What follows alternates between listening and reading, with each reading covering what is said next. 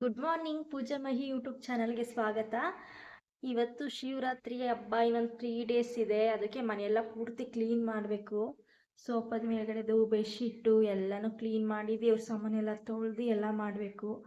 ಇವತ್ತಂತೂ ರೆಸ್ಟೇ ಸಿಗಲ್ಲ. ಎಲ್ಲರಿಗೂ ಈಗೇನೆ ಹಬ್ಬ ಹತ್ರ ಬಂತು ಅಂದರೆ ಮನೆಯೆಲ್ಲ ಪೂರ್ತಿ ಕ್ಲೀನ್ ಮಾಡಬೇಕಾಗುತ್ತೆ. ಬನ್ನಿ ಯಾವ ಥರ ಕ್ಲೀನ್ ಮಾಡ್ತೀನಿ, ಇವತ್ತಿನ ದಿನ ಹೇಗಿರುತ್ತೆ ಅಂತ ನಾನು ಈ ಚಾನಲ್ನಲ್ಲಿ ನಿಮಗೆ ಅಪ್ಡೇಟ್ ಕೊಡ್ತೀನಿ. ಎದ್ದು ತಲೆಗೆ ಹರಳೆಣ್ಣೆ ಮತ್ತು ಕೊಬ್ಬರಿ ಎಣ್ಣೆ ಎಲ್ಲ ಹಾಕಿ ಫುಲ್ ಮಸಾಜ್ ಮಾಡಿದ್ದೀನಿ ಈವ್ನಿಂಗ್ವರೆಗೂ. ಇದು ಪೂರ್ತಿ ಎಲ್ಲ ಆದಮೇಲೆ ಸ್ನಾನ ಮಾಡಬೇಕು. ಆಮೇಲೆ ದೇವ್ರ ದೀಪ ಎಲ್ಲ ತೊಳಿಬೇಕು. ಈಗ ಸೋಫಾ ಮೇಲ್ಗಡೆ ಕವರೆಲ್ಲ ತೆಗಿಬೇಕು. ತೆಗೆದ್ಬಿಟ್ಟು ಎಲ್ಲನೂ ಇದನ್ನೆಲ್ಲ ಒಗೆಯೋಕ್ಕೆ ಅಂತ ಹಾಕ್ಬೇಕು. ವಾಷಿಂಗ್ ಮಿಷಿನ್ಗೆ ಒಗೆಯೋಕ್ಕೆ ಅಂತ ಹಾಕ್ಬಿಟ್ಟು ಮೇಲ್ಗಡೆ ತಗೋಗಿ ಎಲ್ಲ ಒಣಗಾಕ್ಬಿಟ್ಟು ಬರಬೇಕು. ಹಬ್ಬ ಅಂದಮೇಲೆ ಪ್ರತಿಯೊಂದನ್ನು ಕ್ಲೀನ್ ಮಾಡಬೇಕು. ಯಾಕೆಂದರೆ ಮನೆ ದೇವ್ರಿಗೆ ಹೋಗ್ತೀವಲ್ಲ, ಅದಕ್ಕೆ ಅಮ್ಮನ ಮನೇಲಿ ಹೀಗೆ ಮಾಡೋದು ನಾವು. ಅದಕ್ಕೆ ನಾನು ಇಲ್ಲಿಗೆ ಬಂದ್ಮೇಲೆ ನಾನು ಹೀಗೆ ಮಾಡ್ತಿರ್ತೀನಿ.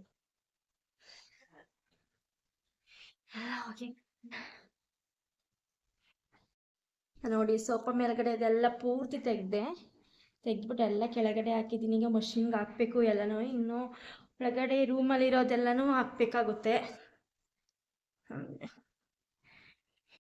ಬೆಡ್ಶೀಟು ಮತ್ತು ಮೇಲ್ಗಡೆ ಹಾಸಿರೋದು ಎಲ್ಲನೂ ವಾಶ್ ಮಾಡಬೇಕು ಇವತ್ತು. ಹಿಂಗೆ ಮನೆ ದೇವ್ರಿಗೆ ಹೋಗೋಕೆ ಮುಂಚೆನೇ ಎಲ್ಲನೂ ಕ್ಲೀನಾಗಿ ಬೆಡ್ಶೀಟ್ ಎಲ್ಲ ಒಗೆದು ಕ್ಲೀನಾಗಿ ಪಾತ್ರೆ ಎಲ್ಲ ತೊಳೆದು ದೇವ್ರ ಸಾಮಾನೆಲ್ಲ ತೊಳೆದು ಹೋದ್ರೆ ಮನೇಲಿರೋ ನೆಗೆಟಿವ್ ಎಲ್ಲ ಹೋಗುತ್ತೆ, ಪಾಸಿಟಿವ್ ಮನೆಗೆ ಇರುತ್ತೆ. ಇಲ್ಲ ಅಂದ್ರೆ ಮೈಂಡ್ ಫ್ರೆಶ್ ಇರಲ್ಲ ಮನೆ ಕ್ಲೀನ್ ಇಲ್ಲ ಅಂತ ಅಂದ್ರೆ. ಹಿಂಗೆ ಫ್ರೀ ಆಗಿದ್ದಾಗ ಮಾಡ್ಕೊತಾ ಇರ್ಬೇಕು. ಯಾವ್ದಾರ ಹಬ್ಬ ಏನಾದ್ರು ಬಂದಾಗ ಎಲ್ಲ ಮನೆ ನಾವು 15 ಡೇಸ್ಗೊಂದ್ಸಲಿ ಚೇಂಜ್ ಮಾಡೇ ಮಾಡ್ತೀವಿ. ಬೆಡ್ಶೀಟು ಮತ್ತೆ ಸೋಫಾದ ಮೇಲ್ಗಡೆದೆಲ್ಲ ನಾವು 15 ಡೇಸ್ಗೊಂದ್ಸತಿ ಕ್ಲೀನ್ ಮಾಡೇ ಮಾಡ್ತಾ ಇರ್ತೀವಿ. ಹಬ್ಬ ಬಂದಾಗಂತೂ ಪಾತ್ರೆ ಎಲ್ಲ ತೊಳಿಬೇಕಾಗುತ್ತೆ.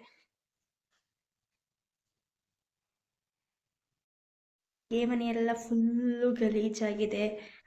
ಪಾತ್ರೆ ಎಲ್ಲ ತೊಳೆದು ಎಲ್ಲ ಕ್ಲೀನ್ ಮಾಡಬೇಕು. ನೋಡಿ, ಪೂರ್ತಿ ಇಲ್ಲಿ ಡಬ್ಬಗಳೆಲ್ಲನೂ ಪೂರ್ತಿ ಕ್ಲೀನ್ ಮಾಡಬೇಕು ನಾನೀಗ. ಏನ್ ಗೊತ್ತಾ, ಈ ಅಡುಗೆ ಮನೆಗೆ ಕೆಲಸ ಮುಗ್ದೋಗ್ಬಿಟ್ರೆ ಎಲ್ಲ ಕೆಲಸ ಆಲ್ಮೋಸ್ಟ್ ಬಿಡ್ತೀನಿ. ನಂಗೆ ಅಡುಗೆ ಮನೆ ಕ್ಲೀನ್ ಮಾಡೋದೇ ದೊಡ್ಡ ತಲೆನೋವು. ಮತ್ತೆ ಹೊರಗಡೆ ಹೋಗಿ ಬಂದಿದ್ವಿ, ಸೊ ನಮ್ ನೈಟ್ ಎಲ್ಲ ಪಾತ್ರೆ ಹೊಳೆಯೋದಾಗಿರ್ಲಿಲ್ಲ. ಅದಕ್ಕೆ ಪಾತ್ರೆ ಜಾಸ್ತಿ ಆಗಿದೆ. ಎಲ್ಲ ಪಾತ್ರೆ ಎಲ್ಲ ನನಗೆ ತೊಳಿಬೇಕು.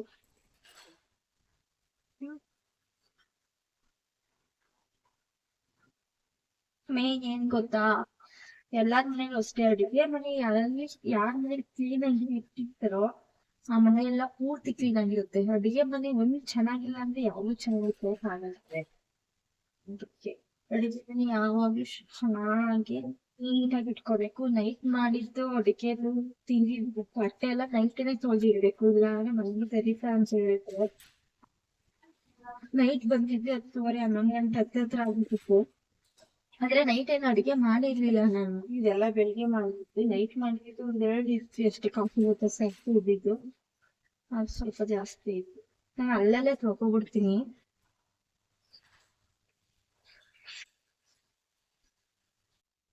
ಇನ್ನು ಹಬ್ಬ ಹತ್ರ ಬರ್ತಾ ಇದ್ದಂಗೆನೆ ನಾವು ಶುಕ್ರವಾರ ನಾನ್ ವೆಜ್ ಮಾಡ್ಬಿಟ್ಟಿದ್ವಿ. ಶುಕ್ರವಾರ ಆದ್ಮೇಲೆ ಮತ್ತೆ ನಾವು ನಾನ್ ವೆಜ್ ಮಾಡಕ್ ಹೋಗ್ಲಿಲ್ಲ. ಬೇರೆ ದೇವಸ್ಥಾನ ಆತರ ಆಗ್ಬಿಟ್ರೆ ಒಂದ್ಸಲ, ಇದು ಮನೆ ದೇವ್ರಿಗೆ ಹೋಗ್ತಿರೋದಲ್ವಾ. ಕಂಪಲ್ಸರಿ ಶಿವರಾತ್ರಿ ಬಂದು ಪ್ರತಿ ಸಲನೂ ಹೋಗ್ತೀವಿ. ನಮ್ಮ ಮನೆ ದೇವ್ರು ಬಂದು ಸಾತ್ನೂರ್ ಬೀರಪ್ಪ. ನಿಮ್ಮ ಮನೆ ದೇವ್ರು ಯಾವ್ದು ಅಂತ ನನಗೆ ಕಮೆಂಟ್ ಮಾಡಿ. ಅಂತೂ ಇಂತೂ ಅಡುಗೆ ಮನೆಯೆಲ್ಲ ಫುಲ್ಲು ಕ್ಲೀನ್ ಮಾಡಾಯಿತು. ಇದು ಕ್ಲೀನ್ ಮಾಡೋದಕ್ಕೆ ಫುಲ್ಲು ಸುಸ್ತಾಗ್ಬಿಟ್ಟೆ ನಾನಂತೂ. ಎಲ್ಲ ಕ್ಲೀನ್ ಆಯಿತು, ಡಬ್ಬಗಳೆಲ್ಲನೂ ಕ್ಲೀನ್ ಮಾಡಿ ಕ್ಲೀನಾಗಿ ಜೋಡಿಸಿ ಆಯಿತು. ಇನ್ನು ಕಬೋರ್ಡು ನಮ್ಮದು, ಯಪ್ಪ ಇದಂತೂ ಒಂದು ಬಟ್ಟೆ ಎತ್ಕೊಳ್ಳೋಕೆ ಎಲ್ಲ ಬಟ್ಟೆನೂ ಕೆದರಿದೆ. ಇವಾಗ ಎಲ್ಲನೂ ಕ್ಲೀನಾಗಿ ಜೋಡಿಸ್ಕೊಂಡಿದ್ದೀನಿ. ಒಂದೇ ದಿನದಲ್ಲಿ ಇದೆಲ್ಲ ಕೆಲಸ ಮಾಡ್ತೀನಿ, ಇಲ್ಲಾಂದರೆ ಒಂದು ಕೆಲಸನೂ ನಾನು ಮಾಡೋಕ್ಕಾಗಲ್ಲ. ಇನ್ನು ಆಚೆ ಎಲ್ಲ ಕ್ಲೀನಾಗಿ ಬಾಗಿಲೆಲ್ಲ ತೊಳೆದು ಎಲ್ಲ ಆಯಿತು. ತುಳಸಿ ಗಿಡ ಎಲ್ಲ ಚೆನ್ನಾಗಿದೆ. ಬಟ್ ಇಲ್ಲಿ ನಾನು ಟೊಮೊಟೊ ಗಿಡ ಮತ್ತು ಹಸಿಮೆಣ್ಸಿನ್ಕಾಯಿ ಗಿಡ, ಕೊತ್ತಂಬರಿ ಸೊಪ್ಪಿನ ಗಿಡ ಎಲ್ಲ ಹಾಕಿದೆ. ಎಲ್ಲ ಚೆನ್ನಾಗಿ ಎಷ್ಟು ಚಿಗುರು ಬಂದಿತ್ತು ಅಂದರೆ ಎಲ್ಲ ಪೂರ್ತಿ ಒಣಗೋಯ್ತು. ಎಲ್ಲೋ ಒಂದೊಂದು ಇದು ಹೂವನೂ ಬಿಟ್ಟಿತ್ತು, ದಾಸವಾಳ ಹೂವು ಎಲ್ಲ ಪೂರ್ತಿ ಹೊಂಟೋಯ್ತು. ಟೊಮೊಟೊ ಗಿಡನೂ ಹೊಂಟೋಯ್ತಿದೆ, ಎಲ್ಲ ಒಣಗೋಯ್ತು. ಅದು ಯಾಕೆ ಅಂತ ಗೊತ್ತಾಗಿಲ್ಲ. ಮೋಸ್ಟ್ಲಿ ನಮ್ಮದು ಪಕ್ಕದ ಮನೆಯಲ್ಲಿ ಇವರು ಮನೆ ಕಟ್ತಿದ್ದಾರೆ. ಅದ್ರ ಸಿಮೆಂಟ್ ಧೂಳೆಲ್ಲ ಬಂದು ಬಂದು ಎಲ್ಲ ಒಣಗೋಗಿದೆ ಫುಲ್ಲು. ಎಷ್ಟು ಬೇಜಾರಾಗಿದೆ ಅಂತ ಅಂದರೆ, ಅಯ್ಯೋ ಗಿಡಗಳು ಅಷ್ಟು ಪ್ರೀತಿಯಿಂದ ಇದು ಮಾಡಿದೆ. ಇದೊಂದು ಗಿಡ ಮಾತ್ರ ದೂರ ಇಟ್ಟಿರೋದ್ರಿಂದ ಮನಿ ಪ್ಲ್ಯಾಂಟು ಮತ್ತು ಟೊಮೊಟೊ ಗಿಡ ಮತ್ತು ಪಪ್ಪಾಯ ಗಿಡನೂ ಅಲ್ಲೇ ಬಂದಿದೆ. ಪುದೀನ ಸೊಪ್ಪಿನ ಗಿಡನೂ ಅದಕ್ಕೆ ಕಾಣಿಸ್ತಿಲ್ಲ. ಇದು ಮಾತ್ರ ಚೆನ್ನಾಗಿ ಬಂದಿದೆ, ಇದು ಮಾತ್ರ ಖುಷಿ. ನೀವು ಮನೆಯಲ್ಲಿ ದೇವ್ರ ಪೂಜೆ ಮಾಡಬೇಕಾದ್ರೆ, ಮನೆಯೆಲ್ಲ ಕ್ಲೀನ್ ಮಾಡಬೇಕಾದ್ರೆ ನೀವು ಹಾಗೆ ಒರೆಸ್ಬಾರ್ದು. ಏನು ಮಾಡಬೇಕು ಅಂತ ಅಂದರೆ, ಕಲ್ಲುಪ್ಪಿರುತ್ತಲ್ಲ, ಅದು ಸ್ವಲ್ಪ ಕಲ್ಲುಪ್ಪು ಹಾಕೋಬೇಕು. ಒಂದೆರಡು ಇದು ಸ್ವಲ್ಪ ಕಲ್ಲುಪ್ಪು ಹಾಕ್ಕೊಂಡು ಮತ್ತು ಅರ್ಶಿನದ ಪುಡಿ ಹಾಕ್ಕೋಬೇಕು. ನಾವು ಸಾಂಬಾರು ಬಳಸ್ತೀವಿ ನೋಡಿ, ಆ ಅರ್ಶಿನದ ಪುಡಿ ಹಾಕ್ಕೊಂಡು ಮನೆಯೆಲ್ಲ ಫುಲ್ಲು ಕ್ಲೀನ್ ಮಾಡ್ಕೋಬೇಕು. ಈ ಥರ ಮಾಡೋದ್ರಿಂದ ಮನೇಲಿ ಯಾವುದಾದ್ರೂ ನೆಗೆಟಿವ್ ಇದ್ರೂ ಹೋಗುತ್ತೆ ಅಂತ ನಂಬಿಕೆ ಇದು. ಮನೇಲಿ ಯಾವಾಗಲೂ ಪಾಸಿಟಿವಿಟಿ ಇರುತ್ತೆ. ಯಾವುದಾದ್ರೂ ನೆಗೆಟಿವಿಟಿ ಏನಾದರೂ ನೈಟ್ ಏನಾದರೂ ಮಕ್ಕಳೆಲ್ಲ ಭಯಪಡೋದು ಆ ಥರ ಎಲ್ಲ ಏನಾದ್ರು ಇದ್ದರೆ ಹೋಗುತ್ತೆ ಅಂತ ಹೇಳ್ತಾರೆ. ಈ ಅರಿಶಿನ ಮತ್ತು ಉಪ್ಪು ಹಾಕ್ಕೊಂಡು ಮನೆಯೆಲ್ಲ ಫುಲ್ಲು ಕ್ಲೀನ್ ಮಾಡ್ಕೊಳ್ಳಿ. ಇದು ವಾರಕ್ಕೊಂದು 2 ಸಲ ನೀವು ಮಾಡಿಕೊಂಡ್ರೆ ಮನೇಲಿ ಪಾಸಿಟಿವಿಟಿ ನಿಮಗೆ ಜಾಸ್ತಿ ಇರುತ್ತೆ ಅಂತ. ಇದು ನನಗೆ ದೇವಸ್ಥಾನಕ್ಕೆ ಹೋದಾಗ ಗಣಪತಿ ಅಲ್ಲಿನ ಪುರೋಹಿತರು ಇದನ್ನು ಹೇಳಿದ್ರು ನನಗೆ. ಮನೆ ಏನಾದ್ರು ಕ್ಲೀನ್ ಮಾಡಬೇಕಾದ್ರೆ ವಾರಕ್ಕೆ 2 ಸಲನಾದ್ರೂ ಹಿಂಗೆ ಅರಿಶಿನ ಮತ್ತು ಉಪ್ಪು ಹಾಕ್ಕೊಂಡು ಮನೆಯೆಲ್ಲನೂ ಒರೆಸಿದ್ರೆ ಮನೇಲಿ ಯಾವುದೇ ನೆಗೆಟಿವಿಟಿ ಇರಲ್ಲ, ಎಲ್ಲ ಹೋಗುತ್ತೆ ಅಂತ. ಮತ್ತು ನೀವು ಪೂಜೆ ಮಾಡಬೇಕಾದ್ರೆ ಏನು ಮಾಡಬೇಕು ಅಂತಂದರೆ, ಮನೆಯಲ್ಲೆಲ್ಲ ಧೂಪ ಹಾಕಬೇಕು ಮತ್ತು ಗಂಟೆ ಸೌಂಡ್ ಮಾಡಬೇಕು. ಆ ಥರ ಇದ್ದಾಗ ಮೈಂಡ್ ಫ್ರೆಶ್ ಆಗಿರುತ್ತೆ. ಎಲ್ಲ ಯಾವುದೇ ನೆಗೆಟಿವ್ ಇಲ್ಲದೇ ಮನೇಲಿ ಪಾಸಿಟಿವಿಟಿ ಇರುತ್ತೆ ಅಂತ. ನೋಡಿ, ನಾನು ಇಷ್ಟು ಉಪ್ಪು ಹಾಕೋತಾ ಇದ್ದೀನಿ. ಇಷ್ಟು ಉಪ್ಪು ಹಾಕ್ಕೊಂಡು ಒಳಗಡೆಗೆ ಹಾಕೊಂಡು ಒರೆಸ್ಕೋಬೇಕು. ಮತ್ತು ಅರ್ಶಿನದ ಪುಡಿ ಸ್ವಲ್ಪ ಅರ್ಶಿನದ ಪುಡಿ ಹಾಕೋಬೇಕಷ್ಟೆ. ಹಾಕೊಂಡು ಎಲ್ಲ ಮಿಕ್ಸ್ ಮಾಡ್ಕೊಂಡು ಮಾಡ್ತೀನಿ. ಆ್ಯಕ್ಚುಲಿ ಮಧ್ಯಾಹ್ನ ಟೈಮ್ ಮನೆ ಒರೆಸ್ಬಾರ್ದು ಅಂತಾರೆ. ಮಧ್ಯಾಹ್ನ ಟೈಮ್ ಮನೆ ಒರೆಸೋದ್ರಿಂದ ಏನೂ ಆಗಲ್ಲ. ಆದರೆ ಮಧ್ಯಾಹ್ನ ಬಿಟ್ಟು ಟೈಮಲ್ಲಿ ದೀಪ ಹಚ್ಬಾರ್ದು ಅಂತ ಹೇಳ್ತಾರೆ. ನಾನು ಇದಕ್ಕೆಲ್ಲ ಫುಲ್ಲು ಕ್ಲೀನ್ ಮಾಡಿಕೊಂಡು ದೇವ್ರ ಸಾಮಾನೆಲ್ಲ ತೊಳ್ಕೊಬೇಕು. ಅದಕ್ಕೋಸ್ಕರ ಈಗಲೇ ಎಲ್ಲ ಒರೆಸ್ಕೊತಾ ಇದ್ದೀನಿ.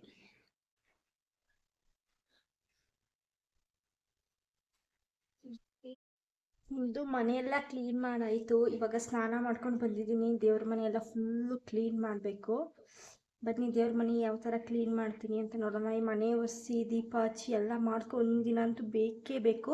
ಇಲ್ಲ ಕೆಲ್ಸಕ್ಕೆ ಹೋಗೋ ಟೈಮಲ್ಲಿ ಏನಾಗುತ್ತೆ ಅಂತಂದರೆ ಬೇಗ ಮುಗಿಸ್ಬಿಡ್ತೀನಿ. 10 ಗಂಟೆ ಒಳಗಡೆ ಎಲ್ಲ ಮುಗ್ದೋಗ್ಬಿಡುತ್ತೆ. ಅದೇ ನಾವೇನಾದ್ರೂ ಮನೆಯಲ್ಲೇ ಇದು ಮಾಡ್ತೀನಿ ಅಂದರೆ ಅಂದರೆ ತುಂಬ ಟೈಮ್ ಹಿಡಿಯುತ್ತೆ.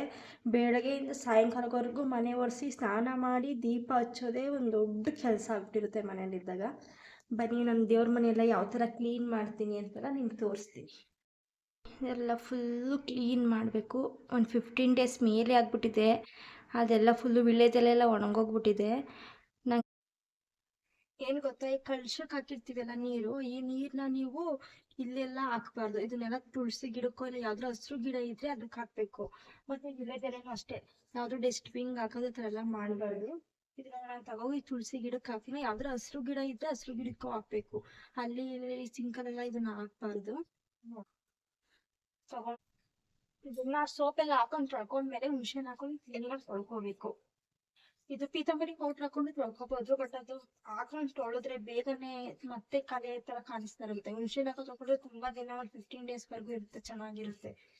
ಅದಕ್ಕೆ ಹುಣಸೆಹಣ್ಣು ಹಾಕೊಂಡು ತೊಳ್ಕೊತಾ ಇದ್ದೀನಿ. ಆಮೇಲೆ ನೀವೇನಾದ್ರೂ ಕಳಶ ಎಲ್ಲ ಎತ್ತು ಪೂಜೆ ಮಾಡಬೇಕು, ತೊಳಿಬೇಕು ಅಂತ ಅಂದರೆ ನೀವು ಮಧ್ಯಾಹ್ನ ಎಲ್ಲ ಬೆಳಗ್ಗೆ ಟೈಮ್ ಮಾಡ್ಕೊಡಿ. ಇವತ್ತು ನೀವು 5:30 ಆದ್ರೂ ಎತ್ತೋಂಗಿಲ್ಲ ಸಾಯ್ಕೊಂಡು. ಆ ಟೈಮಲ್ಲಿ ಏನು ಅಂತಂದರೆ ಗೋಮಾತೆಗಳೆಲ್ಲ ಮನೆಗೆ ಬರೋ ಟೈಮ್, ಆ ಟೈಮಲ್ಲಿ ಲಕ್ಷ್ಮೀ ದೇವರೆಲ್ಲ ಮನೆಗೆ ಬರೋ ಟೈಮ್. ಆ ಟೈಮಲ್ಲಿ ನಾವು ಪೂಜೆ ಮಾಡಬೇಕು. ಕಲಶ ಎತ್ತಬಾರ್ದು, ದರಿದ್ರ ಅಂತ ಹೇಳ್ತಾರೆ. ಅದಕ್ಕೆ ನಾನು ಯಾವಾಗಲೂ ದೇವರಿಗೇನೆ ಮಾಡ್ಕೊಬಿಡ್ತೀನಿ. ಇಲ್ಲ ಮಧ್ಯಾಹ್ನ ಫ್ರೀ ಇದ್ದಾಗ ಮನೆಯೆಲ್ಲ ಕ್ಲೀನ್ ಆದಮೇಲೆ ದೇವ್ರ ಸಾಮಾನು ತೊಳೆದು ಕ್ಲೀನ್ ಮಾಡಿಕೊಂಡು ದೇವ್ರ ದೀಪಗಳ ರೆಡಿ ಮಾಡ್ಕೊಂಡಿರ್ತೀನಿ. ನಾನು ಆಲ್ಮೋಸ್ಟ್ ಇದೆಲ್ಲ ಮಾಡೋದು ಈವ್ನಿಂಗ್ ಆಗೇ ಹೋಗಿರುತ್ತೆ. ಇನ್ನು ದೇವ್ರ ಫೋಟೋ ಎಲ್ಲ ಒರೆಸಿ ಎಲ್ಲ ಮಾಡೋಷ್ಟರಲ್ಲಿ ಕೆಲವರು ಆ ತಪ್ಪು ಮಾಡ್ತಿರ್ತಾರೆ. ಕೆಲಸ ಮುಗಿಸ್ಕೊಬಂದು ಅವಾಗ ಕಳಶ ಎತ್ತಿ ಅವಾಗೆಲ್ಲ ತೊಳೆದಿಟ್ಕೊತಾರೆ. ಆ ಥರ ಎಲ್ಲ ಮಾಡಬಾರ್ದು. ನೀವೇನಾದ್ರೂ ಹಂಗೇನಾದ್ರು ತೊಳಿಬೇಕು ಅಂತಿದ್ರೆ ಬೆಳಗ್ಗೆ ಎತ್ತಿಟ್ಕೊಬಿಡಿ, ಈವ್ನಿಂಗ್ ಟೈಮ್ ಎತ್ಕೊಬಿಡಿ. ಬೆಳಗ್ಗೆ ಎತ್ತಿಟ್ಕೊಬಿಟ್ಟು ಸಾಯಂಕಾಲದಷ್ಟು ತೊಳೆದು ಕ್ಲೀನ್ ಮಾಡ್ಕೊಳ್ಳಿ.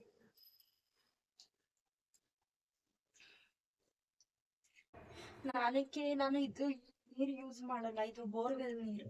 ಎಲ್ಲ ಫುಲ್ ಕಲೆ ತೊಳೆದ್ರೂ ಒಂದು 30 ಮಿನಿಟ್ಸ್ ಅಲ್ಲಿ ಎಲ್ಲ ಒಂದು ಅರ್ಧ ಗಂಟೆ ಅಷ್ಟರಲ್ಲಿ ಎಲ್ಲ ಫುಲ್ ಮತ್ತೆ ಕಲೆ ಹಂಗೆ ಉಳ್ಕೊಳ್ಳುತ್ತೆ. ಬೆಳಗ್ಗೆ ಸ್ನಾನ ಮಾಡ್ಕೊಂಡು ಫಿಲ್ಟರ್ ವಾಟರ್ ತಗೊಬಂದಿದ್ದಾರೆ, ಕ್ಲೀನಾಗಿ ತೊಳೆದಿಟ್ಟಿದ್ದೀನಿ. ಆ ನೀರನ್ನು ನಾನು ತೊಳ್ಕೊತೀನಿ. ಆ ನೀರನ್ನ ತೊಳೆದ್ರೆ 15 ದಿನ ಆದ್ರೂ ಏನು ಕಲೆ ಏನು ಇರಲ್ಲ. ಇದು ನೀರು ತೊಳೆದ್ರೆ ಪೂರ್ತಿ ಎಲ್ಲ ಗಲೀಜ್ ಹಂಗೆ ಇರುತ್ತೆ. ಅವಾಗ ಕ್ಲೀನ್ ಆಗುತ್ತೆ ಅಷ್ಟೇ, ಒಂದು 1/2 ಅಷ್ಟೇ, ಮತ್ತೆ ಕಲೆ ಹಂಗೆ. ದಿನಕ್ಕೆ ತೊಳಿತೀರಾ, ಪೂಜೆ ಮಾಡ್ತೀರಾ ದೇವ್ರ ಸಾಮಾನ ಅಂತ ನನಗೆ ಕಮೆಂಟ್ ಮಾಡಿ.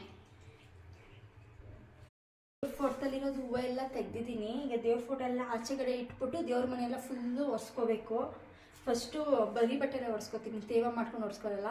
ಅದೇ ಥರ ಎಲ್ಲ ಫುಲ್ಲು ಎಲ್ಲ ಇಲ್ಲೆಲ್ಲ ಎಷ್ಟಿದೆ ನೋಡಿದೆಲ್ಲ ಹೂವುದೆಲ್ಲ ಬಿದ್ದೋಗಿದೆ. ಅದನ್ನೆಲ್ಲ ಕ್ಲೀನ್ ಮಾಡ್ಕೊಂಡು ಆಮೇಲೆ ದೇವ್ರ ಫೋಟೋ ಕ್ಲೀನ್ ಮಾಡಿ ಆಮೇಲೆ ಒಳಗಡೆ ಇರ್ತೀನಿ.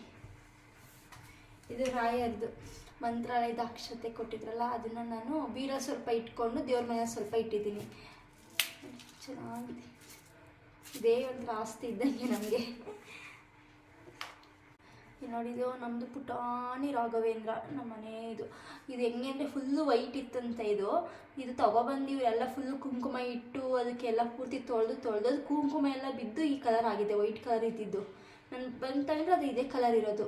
ಏನಂದರೆ ರಾಘವೇಂದ್ರ ಅವ್ರಿಗೆ ಕುಂಕುಮ ಇಡಬಾರ್ದು, ಬರೀ ನಾವು ಗಂಧ ಮಾತ್ರ ಇಡಬೇಕು. ಇವ್ರನ್ನ ಕ್ಲೀನಾಗಿ ತೊಳೆದು ಆಮೇಲೆ ನಾನು ಗಂಧ ಇಟ್ಟು ಇವ್ರಿಗೆ ಪೂಜೆ ಮಾಡ್ತೀನಿ. ದೇವ್ರ ಮನೆ ಒಳಗಡೆ ದೇವ್ರ ಫೋಟೋಕ್ಕೆಲ್ಲ ರೆಡಿ ಮಾಡೋದನ್ನ ತೋರ್ಸೋಕ್ಕಾಗಲ್ಲ, ಯಾಕೆಂದರೆ ಅದು ವಿಡಿಯೋ ಸರಿಯಾಗಿ ಬರ್ತಿಲ್ಲ. ಇಲ್ಲಿ ನೋಡಿ, ರಾಯರಿಗೆ ಯಾವಾಗಲೂ ಅಷ್ಟೇ ಹಿಂಗೆ ಗಂಧ ಹಾಕಬೇಕು, ಕುಂಕುಮ ಅರ್ಶಿನ ಎಲ್ಲ ಹಾಕ್ಬಾರ್ದು ರಾಯರಿಗೆ. ನನಗೂ ಸ್ಟಾರ್ಟಿಂಗ್ ಗೊತ್ತಿರಲಿಲ್ಲ, ಸ್ಟಾರ್ಟಿಂಗು ಕುಂಕುಮ ಹಾಕ್ತಿದ್ದೆ, ಅರ್ಶಿನ ಹಾಕ್ತಿರ್ಲಿಲ್ಲ. ರಾಯರಿಗೆ ಏನಿಲ್ಲ, ಭಕ್ತಿಯಿಂದ ಪೂಜೆ ಮಾಡಿದ್ರೇ ಒಲಿತಾರೆ ಅವರು, ಈ ಥರ ಎಲ್ಲ ಏನಿರಲ್ಲ. ಬಟ್ ಏನೋ ಅಂದರೆ ಗೊತ್ತಿರುತ್ತಲ್ಲ ಈ ಥರ ಎಲ್ಲ ಹಾಕ್ಬಾರ್ದು ಅಂತ, ಅದಕ್ಕೆ ಹಾಕಲಿಲ್ಲ ಅಷ್ಟೇ. ನೋಡಿ ಎಷ್ಟು ಸಕ್ಕತ್ತಾಗಿದ್ದಾರೆ ರಾಯರು ಅಂತ. ನೋಡಿ, ಈ ಫೋಟೋಗಳಿಗೆ ಮಾತ್ರ ಅರ್ಶಿನ ಕುಂಕುಮ ಮತ್ತು ಶಿವನ್ಗೆ ಈ ಥರ ಹಾಕಿದ್ದೀವಿ. ಈ ಥರ ನಾನು ರೆಡಿ ಮಾಡೋದು. ನನಗೆ ಅಲ್ಲಿ ವೀಡಿಯೋ ಮಾಡೋಕ್ಕೂ ಹೋಗ್ತಿಲ್ಲ, ವೀಡಿಯೋ ಮಾಡೋಕ್ಕೆ ಫೋನ್ ಇಟ್ಟರೆ ಫೋನೇ ಬಿದ್ದೋಗ್ಬಿಡ್ತು. ಅದಕ್ಕೆ ಇಲ್ಲಿ ತೊಗೊಬಂದು ಯಾವ ಥರ ಮಾಡಿದ್ದೀನಿ ಅಂದ್ಬಿಟ್ಟು ಇಲ್ಲಿ ತೋರಿಸ್ತಾ ಇದ್ದೀನಿ ನೋಡಿ. ನೀವು ಮತ್ತೆ ದೇವ್ರ ಮನೆ ಕ್ಲೀನ್ ಮಾಡಬೇಕಾದ್ರೂ ಅಷ್ಟೇ ಸ್ವಲ್ಪ ಅರ್ಶಿನ ಉಪ್ಪು ಹಾಕ್ಬಿಟ್ಟು ಇಡೀ ದೇವ್ರ ಮನೆ ಕ್ಲೀನಾಗಿ ಕ್ಲೀನ್ ಮಾಡ್ಕೋಬೇಕು. ದೇವ್ರ ಫೋಟೋ ಒರೆಸ್ಬೇಕಾದ್ರೆ ಏನಿಲ್ಲ, ಬರೀ ನೀರಲ್ಲಿ ಒರೆಸಿದ್ರೂ ಆಗುತ್ತೆ.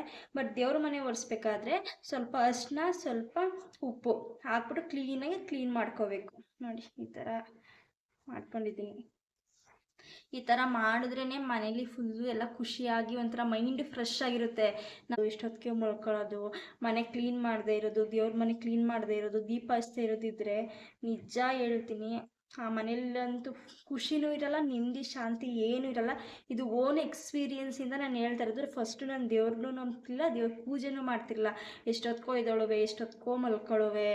ಆಮೇಲೆ ಎಲ್ಲರೂ ಹೇಳ್ತಾರೆ 6 ಗಂಟೆ ಆದಮೇಲೆ ಮಲ್ಕೋಬಾರ್ದು ಅಂತ. ನಾನು 6 ಗಂಟೆ ಆದಮೇಲೂ ಮಲ್ಕೋತಿದ್ದೆ. ಆವಾಗ ನಮ್ಮದೇ ಮೈಂಡ್ ಅನಿಸ್ಬಿಡುತ್ತೆ, ಯಪ್ಪ ಏನೋ ಒಂಥರ ಮೈಂಡ್ ಫ್ರೆಶ್ ಇರಲ್ಲ.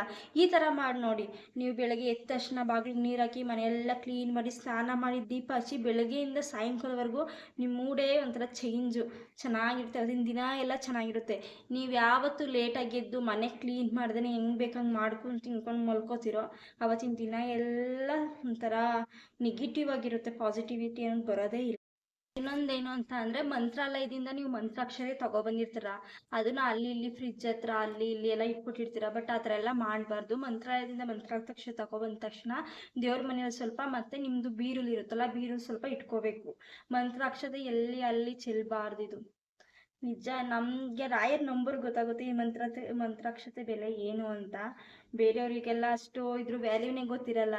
ನಾನು ಮಂತ್ರಾಲಯಕ್ಕೆ ಹೋದಾಗ ಎಷ್ಟು ಸತಿ ಗೊತ್ತಾ, 3-4 ಸಲ ಇಸ್ಕೊಂಡಿರೋದು ಮಂತ್ರಾಕ್ಷತೆನ. ಇದನ್ನು ನನಗೇನು ಇಷ್ಟನೋ ಇಲ್ವೋ ಗೊತ್ತಿಲ್ಲ, ಮಂತ್ರಾಲಯಕ್ಕೆ ಹೋದಾಗಂತೂ ಮಂತ್ರಾಕ್ಷತೆ, ಮತ್ತು ಇಲ್ಲೆಲ್ಲ ದೇವಸ್ಥಾನಕ್ಕೆ ಹೋದಾಗ ಮಂತ್ರಾಕ್ಷತೆನೇ ಇಂಪಾರ್ಟೆಂಟ್ ಆಗಿರುತ್ತೆ ನಮಗೆಲ್ಲ. ಏನೋ ಒಂಥರ ಕೋಟಿಗೆ ಕೊಟ್ಟಷ್ಟು ಖುಷಿ ನಮಗೆ ಮಂತ್ರಾಕ್ಷತೆ ಇರೋದ್ರಿಂದ. ಈಗ ಫಸ್ಟು ನುಗ್ಗೆಕಾಯಿ ಸಾಂಬಾರು ಮಾಡೋಣ. ನುಗ್ಗೆಕಾಯಿ ಸಾಂಬಾರು ಮಾಡೋಣ ಅಂತ ಎತ್ಕೊಂಡಿದ್ದೀನಿ ನೋಡಿ. ಪಕ್ಕದ ಮನೆಯವರು ನುಗ್ಗೆಕಾಯಿ ಕೊಟ್ಟಿದ್ರು, ಅವಾಗ ಸ್ವಲ್ಪ ಹಾಕಿ ಇನ್ನೊಂದು ಸ್ವಲ್ಪ ಇಟ್ಟಿದ್ದೆ. ಅವತ್ತು ಆರ್ಸೇನು ಮಾಡಿರಲಿಲ್ಲ ಸಾಂಬಾರು, ಹಂಗೇ ಮಾಡಿದ್ದೆ, ಬೇಳೆ ಮತ್ತು ಟೊಮೊಟೊನೆಲ್ಲ ಹಾಕ್ಬಿಟ್ಟು. ಇವತ್ತು ರುಬ್ಬಾಕ್ ಮಾಡೋಣ ಅಂತ ಮಾಡ್ತಾಯಿದ್ದೀನಿ. ಫಸ್ಟು ಬೇಳೆ ಮತ್ತು ಟೊಮೊಟೊನ ಕುಗ್ಗಿಸ್ಕೊಬಿಡ್ತೀನಿ. ಸ್ವಲ್ಪ ಬೇಳೆ ಹಾಕೋತೀನಿ, ಸ್ವಲ್ಪ ಅಲ್ಲ ಜಾಸ್ತಿ ಮಾಡ್ತೀನಿ. ಇದು ಏನು ಗೊತ್ತಾ, ನುಗ್ಗೆಕಾಯಿ ಸಾಂಬಾರಿಗೆ ಬೇಳೆ ಜಾಸ್ತಿ ಇದ್ದರೆ ಚೆನ್ನಾಗುತ್ತೆ. ಬೇಳೆ ಹಾಕ್ಕೊಂಡು ತೊಳ್ಕೊಂಡು ವಾಶ್ ಮಾಡ್ಕೊತೀನಿ.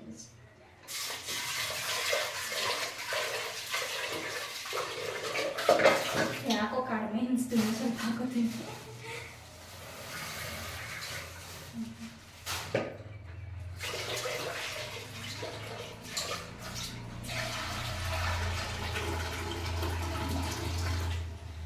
ಇದು ಫುಲ್ಲು ಆಸಕ್ತಿಗೆ ಟೊಮೊಟೊ ಹಣ್ಣನ್ನು ಆಡಿಸ್ಕೊಳ್ಳೋದು ಅಂದರೆ ಟೊಮೊಟೊ ಹಣ್ಣೇನು ಬೇಯಿಸ್ಕೊಳಕ್ಕಾಗಲ್ಲ, ಬರೀ ಬೇಳೆ ಮಾತ್ರ ಬೇಯಿಸ್ಕೊತೀನಿ. ಆಮೇಲೆ ಅದನ್ನ ರುಬ್ಬ ಹಾಕ್ಕೊಂಡು ಆಮೇಲೆ ಒಗ್ಗರಣೆ ಹಾಕೋತೀನಿ.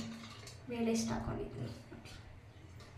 ಸಾಂಬಾರು ಮಾಡೋಕ್ಕೆ ನಾನು ಈಗ ತೆಂಗಿನಕಾಯಿ ಮತ್ತು ಟೊಮೊಟೊ ಹಣ್ಣು ಹಾಕ್ಕೊಂಡಿದ್ದೀನಿ. ಇನ್ನೊಂದು 2 ಈರುಳ್ಳಿ ಹಾಕೋತೀನಿ ರುಬ್ಬಕ್ಕೆ.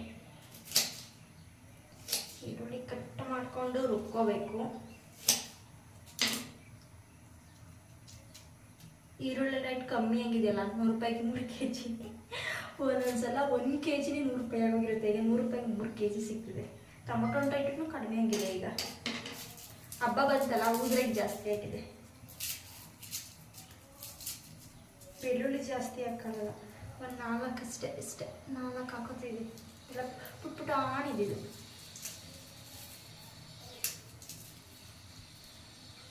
ಇದಕ್ಕೆ ಸ್ವಲ್ಪ ಹುಣಸೆಹಣ್ಣು ಮತ್ತು ಇನ್ನೊಂದು ಈರುಳ್ಳಿ ಹಾಕೊಂಡು ಫುಲ್ ನುಗ್ಗೆಕಾಯಿನ ತೊಳಕೊಂಡು ಇವಾಗ ಹಾಕೋತಾ ಇದ್ದೀನಿ. ಅದೆಲ್ಲ ರುಬ್ಬಾಯ್ತು. ರುಬ್ಕೊಂಡು ಸಪ್ರೇಟ್ ನೋಡಿ. ಆಲೂಗೆಡ್ಡೆ ಎಷ್ಟು ಪುಟ್ಟಾಣಿದಿದೆ. ಇದು ಝೆಪ್ಟೋದಲ್ಲಿ ಬುಕ್ ಮಾಡಿದ್ದು ಬೇಬಿ ಪೊಟ್ಯಾಟೊ ಬಂದಿದೆ. ಆದರೂ ಟೇಸ್ಟ್ ಮಾತ್ರ ತುಂಬ ಚೆನ್ನಾಗಿದೆ ನೋಡಿ. ಇದನ್ನು ಕೂಡ ಸಾಂಬಾರ್ಗೆ ಹಾಕ್ತಾಯಿದ್ದೀನಿ ನಾನು. ನೋಡಿ, ಇದರಲ್ಲಿ ಆಲೂಗೆಡ್ಡೆ ಮತ್ತು ರುಬ್ಬಿರೋದು ಮಸಾಲ ಮತ್ತು ನುಗ್ಗೆಕಾಯಿ ಹಾಕ್ಬಿಟ್ಟು ಫುಲ್ಲು ಬೇಯಿಸ್ಕೊತಾ ಇದ್ದೀನಿ. ಇಲ್ಲಿ ಪಕ್ಕದಲ್ಲಿ ಇಟ್ಟಿದ್ದೆ, ಬೇಳೆ ಇಟ್ಟಿದ್ದೆ. ಬೇಳೆ ಎಲ್ಲ ಬೆಂದಿದೆ, ಅದನ್ನು ಇದರೊಳಗೆ ನಾನು ಹಾಕ್ತೀನಿ. ಸಾಂಬಾರು ಇವಾಗ ಬೇಯ್ತಿದೆ, ಸಖತ್ತಾಗಿ ಗಮ್ಮಂತಿದೆ. ನನಗೂ ಮಾಡೋಕ್ಕೆ ಬರಲ್ಲ. ನಾನು ಯೂಟ್ಯೂಬ್ ಚಾನಲ್ ನೋಡಿಕೊಂಡೆ ಇವತ್ತು ಮಾಡ್ತಾ ಇದ್ದೆ. ಫಸ್ಟ್ ನಾನು ಮಾಡ್ತಿರೋದು. ನಾನು ಯಾವಾಗಲೂ ಹಾಗೆ ಮಾಡ್ತಿದ್ದೆ, ಬಟ್ ನಮ್ಮ ಮಕ್ಕಳಿಗೆ ಹಾಗೆ ಮಾಡಿದ್ರೆ ಇಷ್ಟ ಆಗಲ್ಲ. ನೀರು ಥರ ಇದೆ ಸಾಂಬಾರು ಅಂತಾರೆ. ಈ ಥರ ಮಾಡಿದ್ರೆ ಸ್ವಲ್ಪ ಗಟ್ಟಿ ಇರುತ್ತಲ್ಲ, ತಿಂತಾರೆ. ಅದಕ್ಕೋಸ್ಕರ ಮಾಡ್ತಾಯಿದ್ದೀನಿ. ವಿಸಿಲ್ ಹೋಗಿಲ್ಲ, ವಿಸಿಲ್ ಹೋದ ತಕ್ಷಣ ಹಾಕ್ತೀನಿ. ಆಮೇಲೆ ಲಾಸ್ಟಲ್ಲಿ ಒಗ್ಗರಣೆ ಹಾಕೋತೀನಿ. ಲಾಸ್ಟಲ್ಲಿ ಒಗ್ಗರಣೆ ಹಾಕೊಂಡ್ರೆ ಟೇಸ್ಟ್ ಇರುತ್ತೆ. ನುಗ್ಗೆಕಾಯಿ ಸಾಂಬಾರು ರೆಡಿ ಆಯಿತು. ಹಿಂಗೆ ಜೊತೆಯಲ್ಲಿ ಸಾಂಬಾರೆಲ್ಲ ಮಾಡಿ ಮುಗಿಸ್ತಾ ಇದಕ್ಕೆ ಒಗ್ಗರಣೆ ಹಾಕ್ಕೊಂಡ್ರೆ ಆಯಿತು. ಮಸಾಲೆ ಎಲ್ಲ ತಿಂದಿದೆ. ಇನ್ನು ಒಗ್ಗರಣೆ ಹಾಕ್ಕೊಂಡ್ರೆ ಸಾಂಬಾರು ಮುಗೀತು. ನನ್ನ ಚಾನಲ್ನ ಸಬ್ಸ್ಕ್ರೈಬ್ ಮಾಡೋರಿಗೆ ರಾಘವೇಂದ್ರ ಒಳ್ಳೇದು ಮಾಡಲಿ ಅಂತ ನನ್ನ ಕಡೆಯಿಂದ ಕೇಳ್ಕೊತೀನಿ. Thank you. ಇನ್ನು ಸಾಂಬಾರೆಲ್ಲ ಮಾಡಿ ಮುಗೀತು. ಇದು ಎಲ್ಲ ಕೆಲಸ ಆಯ್ತು. ಇನ್ನೆಲ್ಲ ತೊಗೊಬಂದು ಸೋಫಾ ಮೇಲ್ಗಡೆ ಎತ್ಕೊಬಂದು ಹಾಕ್ಬೇಕಷ್ಟೇ. ಪ್ಲೀಸ್ ನನ್ನ ಚಾನಲ್ನ ಸಬ್ಸ್ಕ್ರೈಬ್ ಮಾಡಿ, ಶೇರ್ ಮಾಡಿ, ಕಮೆಂಟ್ ಮಾಡಿ. ನೀವು ಮಾಡೋ ಒಂದು ಸಬ್ಸ್ಕ್ರೈಬಿಂದ ನನಗೂ ಯೂಸ್ ಆಗುತ್ತೆ. ಪ್ಲೀಸ್ ಸಬ್ಸ್ಕ್ರೈಬ್ ಮಾಡಿ ನನ್ನ ಚಾನಲ್ನ.